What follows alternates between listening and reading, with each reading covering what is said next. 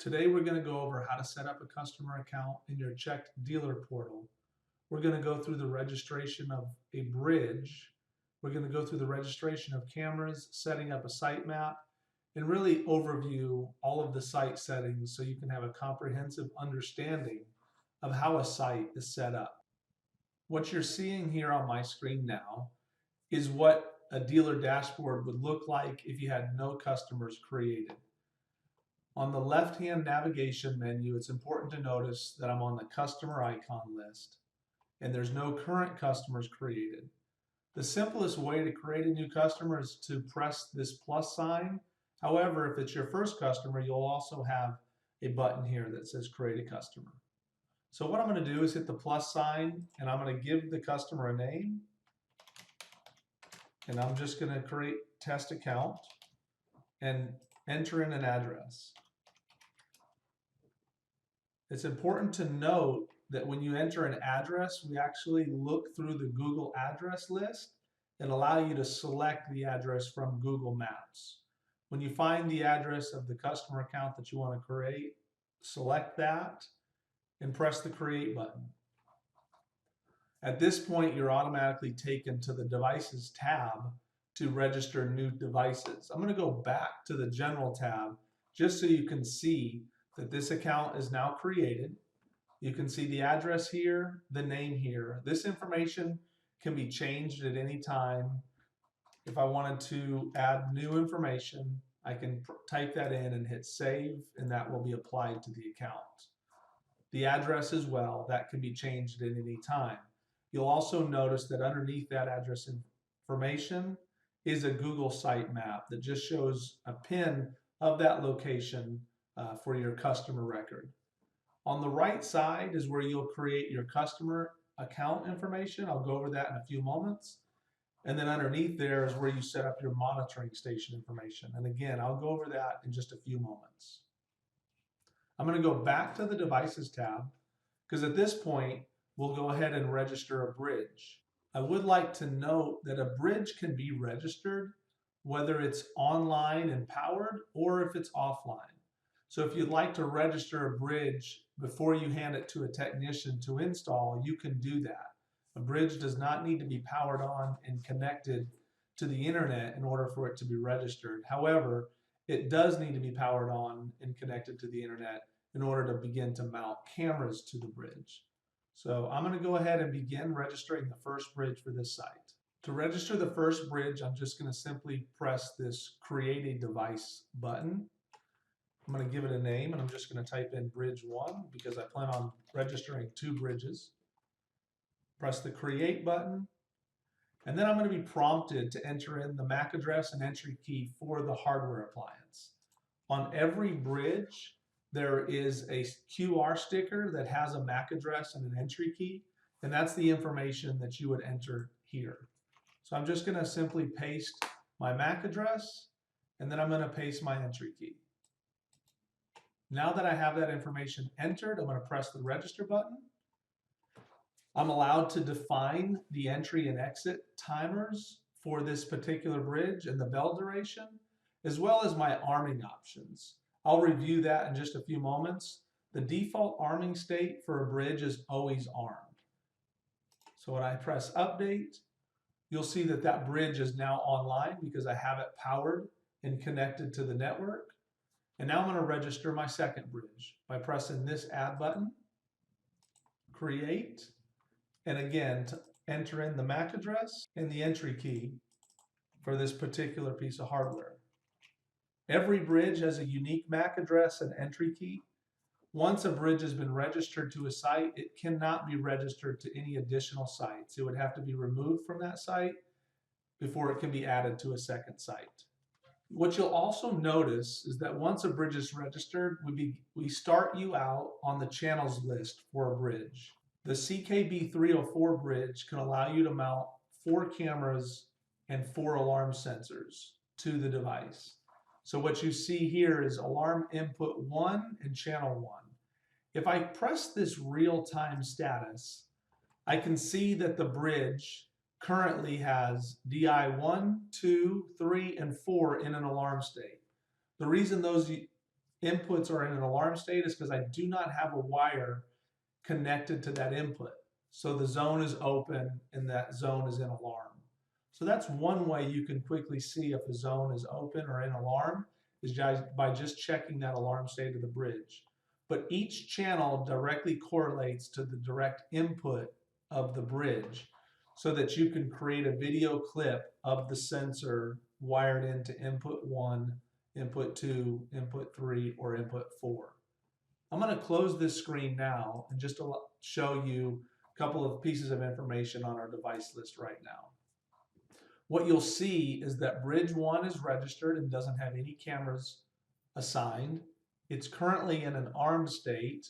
Bridge 2 is registered, doesn't have any cameras assigned, and is currently in an armed state. What's unique about these two bridges is that bridge 2 is a newer hardware version. It's a version 2 of our 4-channel bridge. That bridge also has a controllable relay that you can see here, and we'll discuss that more in just a little bit. But now that I have both bridges registered and online, let me jump into the settings of a bridge real quick. I'm going to go to the first bridge and just click on the little gear to go into the settings. Some information you'll see on the general tab, of course, is the name. That can be changed at any time. The device ID is important. The device ID is unique to each bridge on the site. This is the reporting zone of the device if there are any trouble conditions or anything changes on this unit. So into the alarm monitoring center, if anything changes about this particular bridge, or if there's any trouble conditions that need to be reported, they'll be reported as device ID or zone 901. Each bridge has a unique device ID, and that device ID just automatically increments as you register new bridges. So the first one will be 901, the second will be 902, so on and so forth. This hardware model is the 304V1. This MAC address is just unique to each hardware. The IP address currently is unknown because it's in the middle of its network registration. Firmware version is important to note. The firmware version can always be updated if there is an update available by just simply clicking here, and you'll be notified if there's a firmware version available for update. Currently, this bridge is running the latest firmware. If you need to review any release notes, you can click this button here, and you'll be taken to our support site. The connection status is currently online, and it's been online for about 3 minutes. The last piece of information here is the arming status. I do want to review this for a few moments because it's important to understand how the bridge determines when it's going to create a video event clip. The bridge has several arming positions. The always armed and always disarmed would be simply what you would logically think. If the bridge is always armed, then any trigger on one of the inputs will create a video alarm clip. If the bridge is always disarmed, then any trigger will be ignored. Now, if you have a camera, and we'll review this in a few moments, defined as a 24-hour zone, then we'll create a video clip at any time when a trigger occurs. The always disarmed position or the always armed position will still allow the monitoring center to have live video access to that site if needed. So the armed and disarmed state does not control whether live video is available. It only controls whether an event video clip is created from a DI trigger or from video analytics, which we'll discuss in a little bit. The voltage arming or loss of voltage arming is a very unique feature of our bridge. This allows the appliance on the site to follow the armed and disarmed state of an alarm panel. So alarm panels have a programmable output that can be wired into the arming input of our bridge.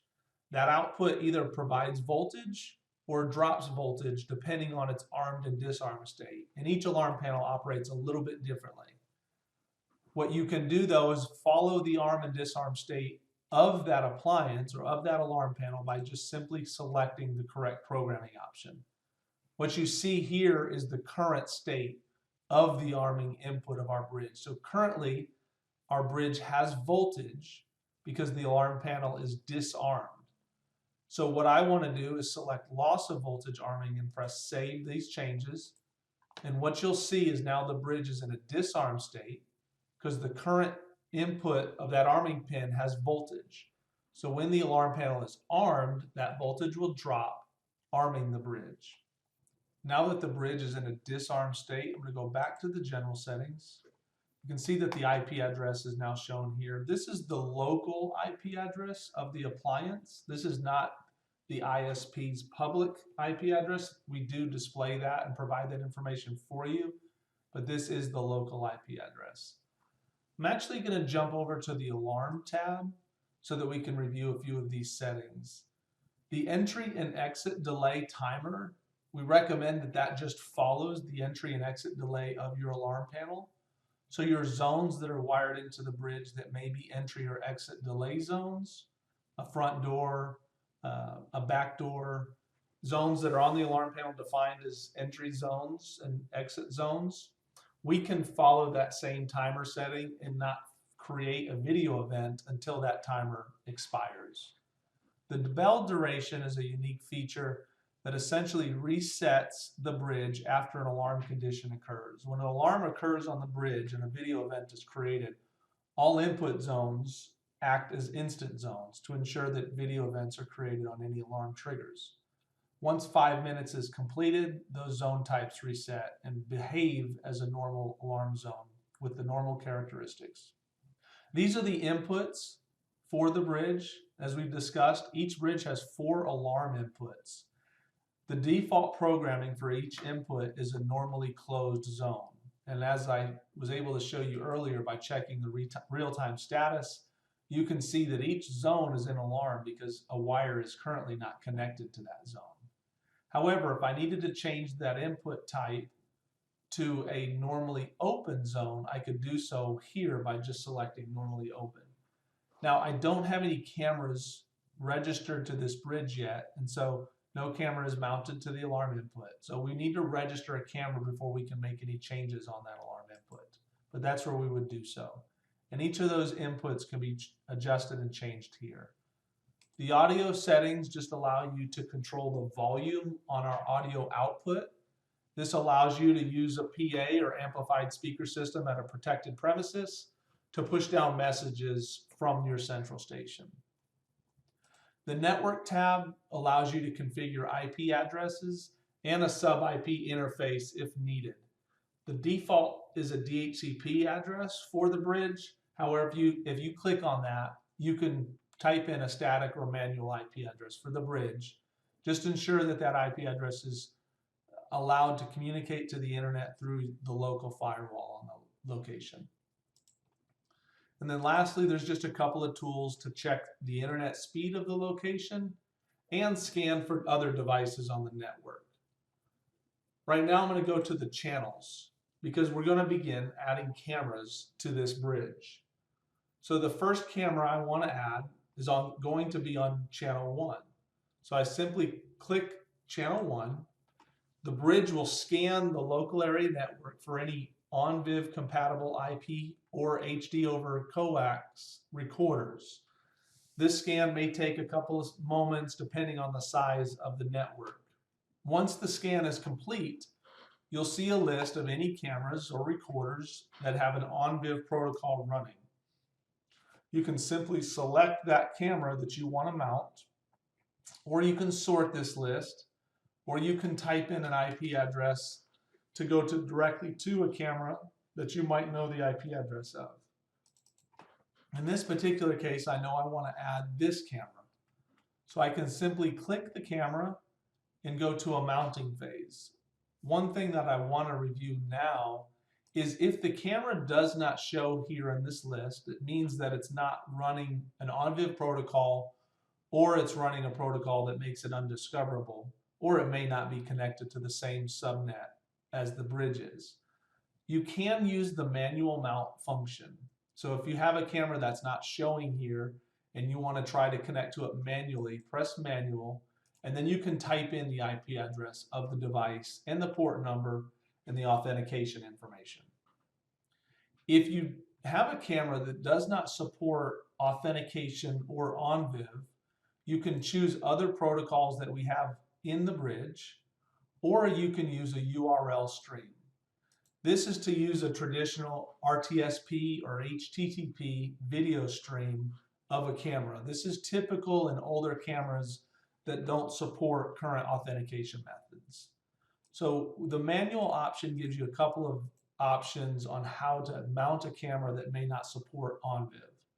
I'm going to go back to the discovered device list, enter in the IP address of the device that I want to mount on this particular channel, select it.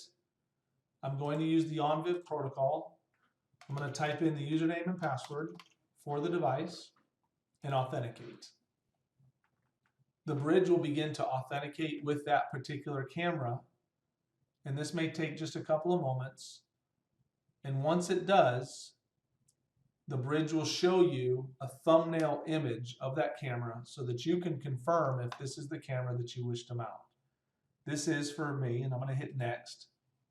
And now I'm going to just give it a zone description. We recommend that this description match the alarm zone for the alarm panel if you're pairing a camera to a zone.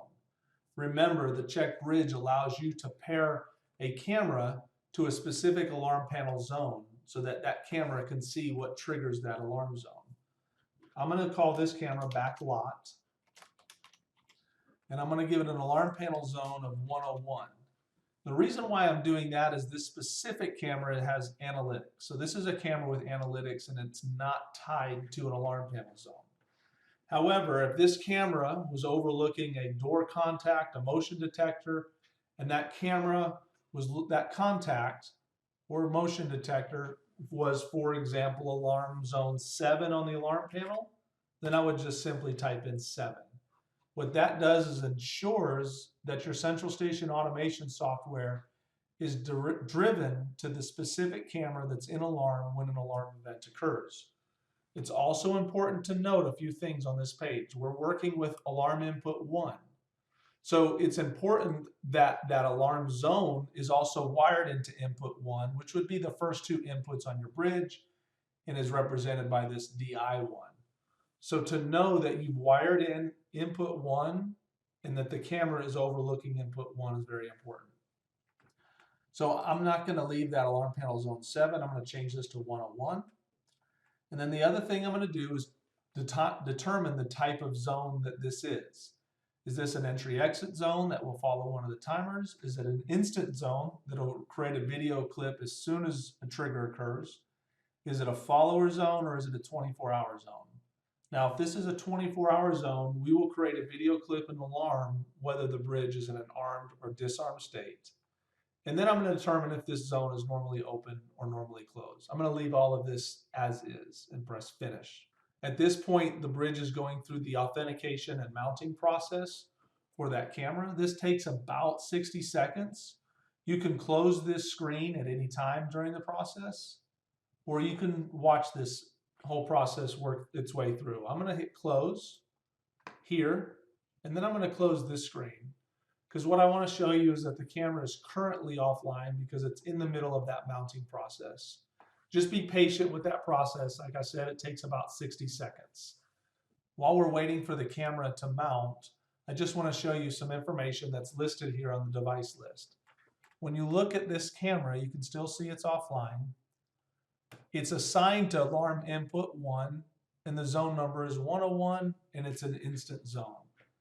That's just information for you to see. At any time, you can go to the camera and you can change that information on your alarm tab. That sensor zone can be changed here. The zone type can be changed here. And we'll review some of this information in just a few moments. I'm going to close this. Now, if I want to go back and review the mounting process, I just simply go to the bridge, go to channels, select that channel, and under the status information, I can see that that mounting process is nearly complete. It's on step 6 of 7 steps. So in just a few moments, this will come back and that camera will be online.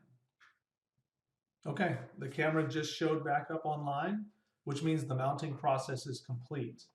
What I'm going to do now is I'm just going to move through mounting 3 more cameras to this bridge and mounting 2 additional cameras to this bridge.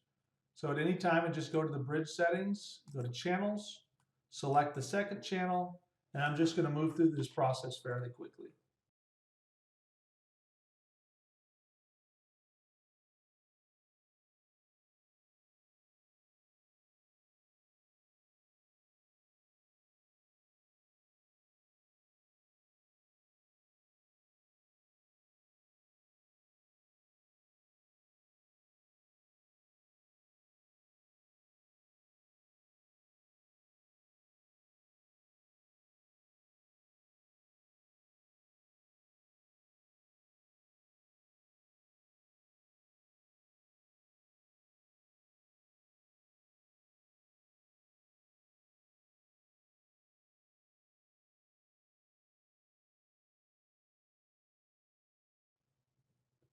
So now I have 4 cameras mounted. You can see that which alarm input each camera is assigned to, and the 3 cameras that I just mounted are currently offline, and we'll just wait a few moments and they'll come online. While we're waiting for those, I'm going to go to the second bridge here and add 2 additional cameras. One of the cameras is a thermal lens camera. So that camera has 2 video streams because it has 2 lenses. So I want to talk about that. So what I'm going to do is scan the network. I'm going to enter the IP address of the camera that I'm looking for. It's this specific camera. I'm going to authenticate. And then the camera will present to me 2 channels. I know that on this camera, channel 1 is the HD stream and channel 2 is the thermal stream. So I'm going to mount the HD stream first. Press next here.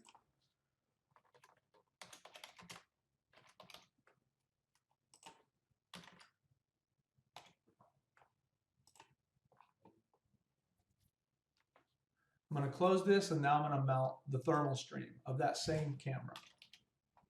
So same IP address, same username and password for authentication.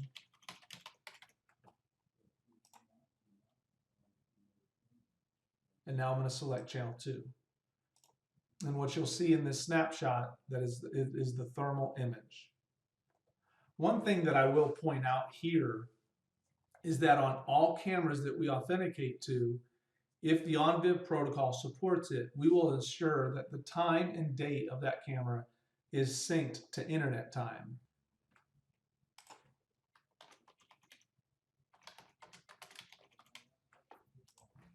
So entering the camera and zone information, I'm going to hit finish and let that work through the process. I'm going to add 1 additional camera to this bridge, and I'm actually going to add it to input 4, just so that you can see that these cameras do not have to be mounted in order. I'm going to go back to the real-time status and just show you that it all correlates to which input we're wiring into or which zone we want to use for the particular camera and the assignment of that camera. So in this case, I'm just going to go down to input 4, and I'm going to enter in the IP address that I want to authenticate on this particular input and complete the process.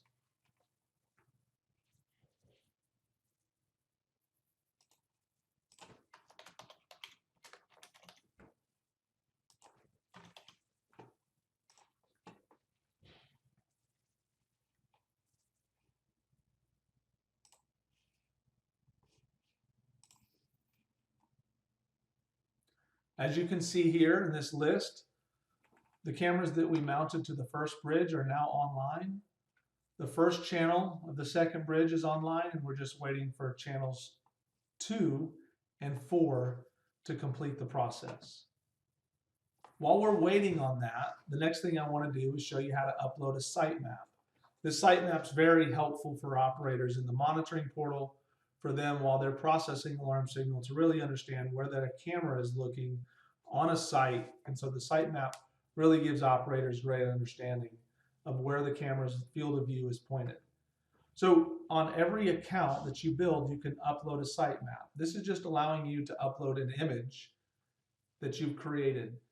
Now, I have created an image from Google Earth. So I'm going to close this screen really quickly and show you on Google Earth what I've done. This is the property that we're creating an account for. So with your computer, you should just be able to use a program like Jing or Snagit, or use your Windows key and do a print screen to create a quick image of this location. What I'm going to do is use a program I have on this computer called Snagit, and I'm just going to create an image of this property by just creating that, just like that, and then I save it to my computer. Once I've done that, then I'm just going to hit Upload Sitemap, and I'm going to take that image, and now that's going to be the base for this specific sitemap. Once I've uploaded the image, each one of these cameras can be placed on the map by just simply pressing this map icon next to the camera. If I'm uncertain about where that camera's field of view is pointed, I can press on the gear, look here, and remind myself of which specific camera that is. So I know where these cameras are located. So I'm just going to select the camera, press the map, and then orientate the location and field of view of that camera on the map. So I'm just going to set each one of these cameras on the map.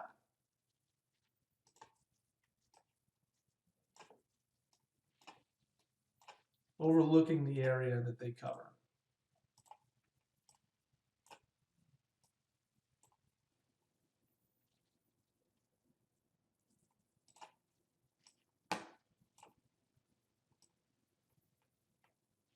So I've added 4 cameras to the map. It's important that you press save here.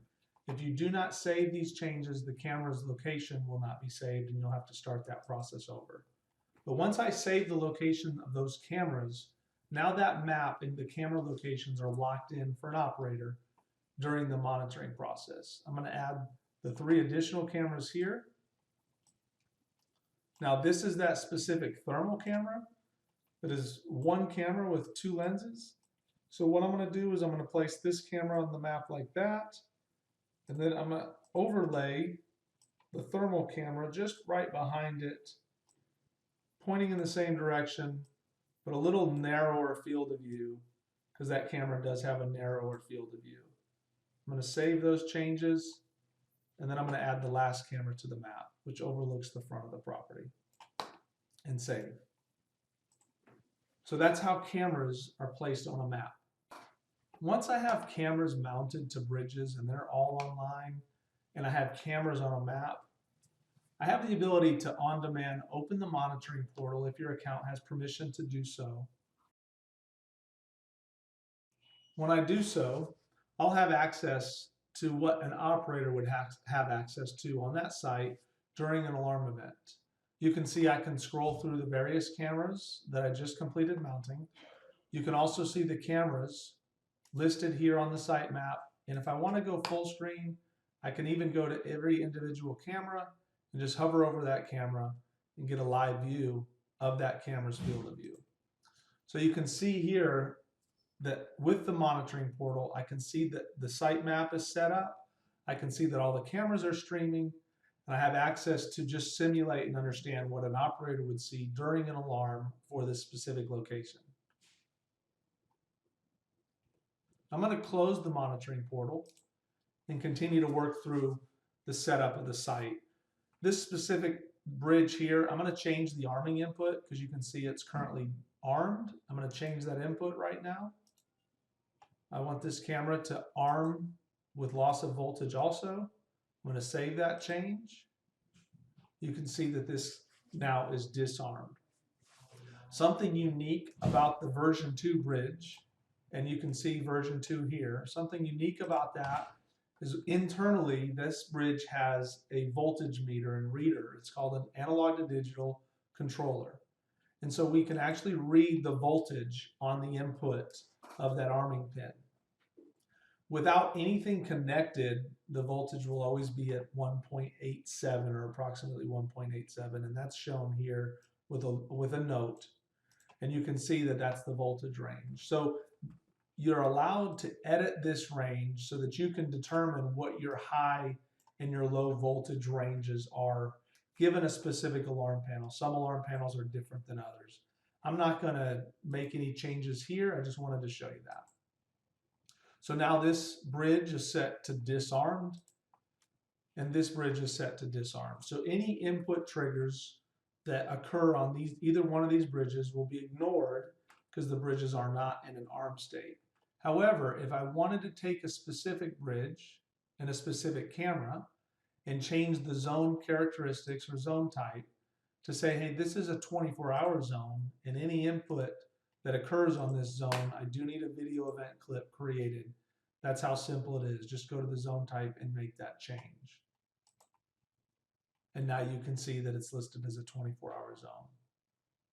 I'm going to go through a couple of other options. Under site settings, we have your alarm library, the service plan for the site, and Talkdown Messages. On the alarm library, these are the alarm codes that will be transmitted by this site to the central station. There's two tabs here. There's the bridge alarm input codes and then CHeKT define codes. I'm going to start with these codes here.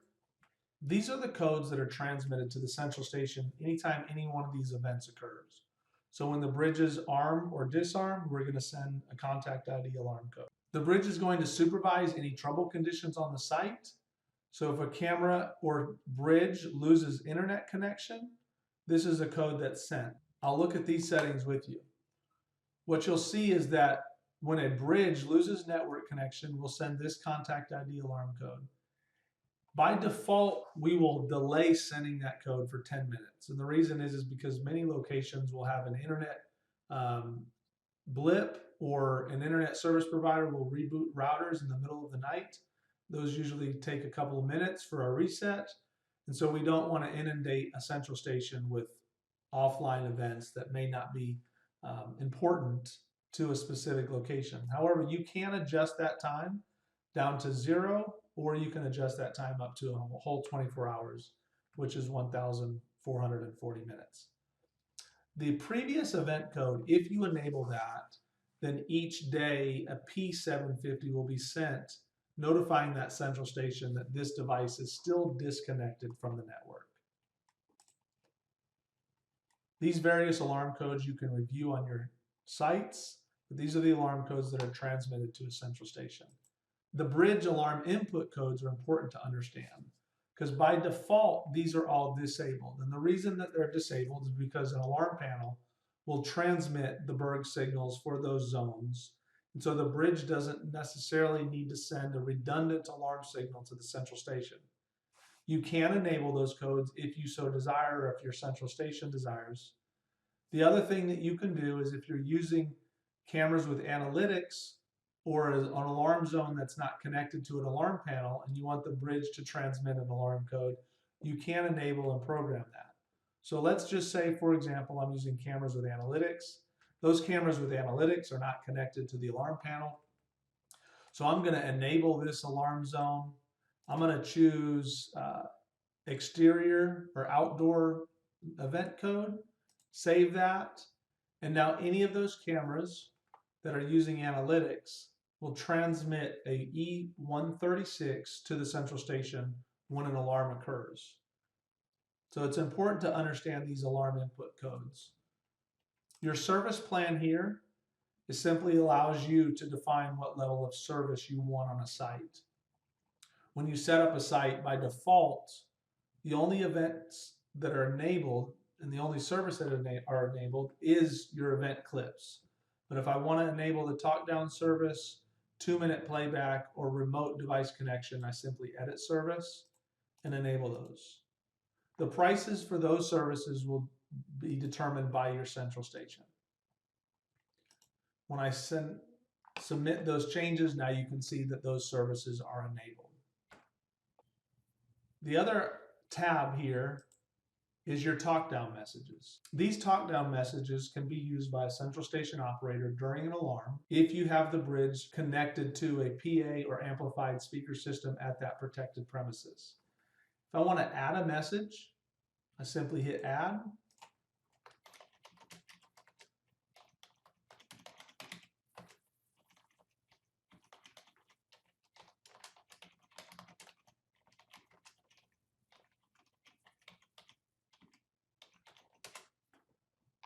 Once I type the message, I hit add here. And now that message is available to the operator to push down to a site during an alarm event. And I'll open the monitoring portal and show you how that works again. Your site reports. This allows you to see an activity log of everything that occurs on the site. And this audit log just provides you with an audit trail of all of the changes that have been made on the site. I'm going to go back to the device list. I'm going to open up the monitoring portal to show you the Talkdown function.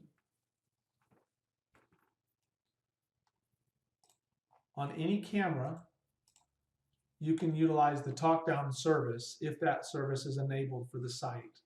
When an operator presses the Talkdown, they're provided with one of the predefined messages that I just showed you, or the operator can use a custom text-to-speech message. So when the operator has the ability to say, "Everyone have a great day," and push that message down to the site. And the successful shows, and then the operator knows that that message was pushed down to the site. If I go back to the device settings, I want to show you how you enable a camera and a bridge to support analytics. So I'm going to look at a couple of specific cameras. I'm going to look at the thermal camera here, and if I go to the camera settings, and I go to the alarm source under the alarm tab, you can see that the current alarm source is a digital input. If I want to change that to OnViv event messaging, which is video analytics over the OnViv protocol, I simply select that and hit Save Changes. Now any events from this camera that are created by video analytics will create an alarming video event to the central station. The last thing that we're going to review is setting up emergency contacts for a site. I'm going to go back to the general settings, and on this page, the contact list is a list of users for this site that need to receive the video verification text or an email when a dispatch request comes from the central station. I simply just hit Create Contact and type in a name and phone number of the contact. Once I've entered in their information, I hit Create, and now their name and phone number is there as an emergency contact. You can add multiple people here. There isn't a limit to the number of people that need to receive the verification text and information during an alarm verification by the central station. The last thing I'm going to show you here is the monitoring station information. The monitoring station information will come from your monitoring center. You would simply select the monitoring center of your choice and enter in the account number provided to you by that monitoring center. The user reference ID is only needed by certain monitoring centers, so check with your monitoring center if that's necessary. You enter that information and hit Save. Once you do this step right here, this site is now connected to that central station. So that is the programming step to ensure that this site now communicates properly with a central station. So at that point, all of the event codes that we discussed here will now be transmitted to that central station.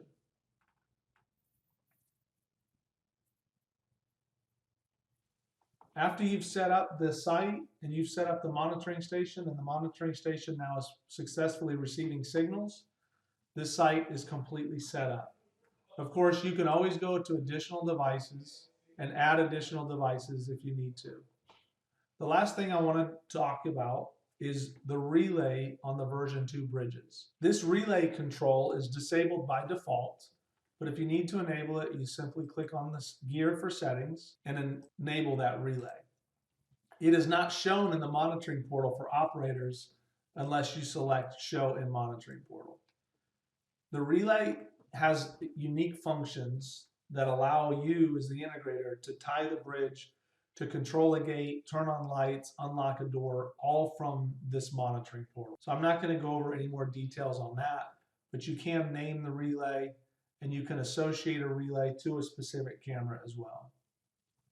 So I'm going to disable the relays for this site and close that out. I really appreciate your time in watching this video on how to set up a site and going through all of the granular details that are part of a CHeKT site. Thank you very much.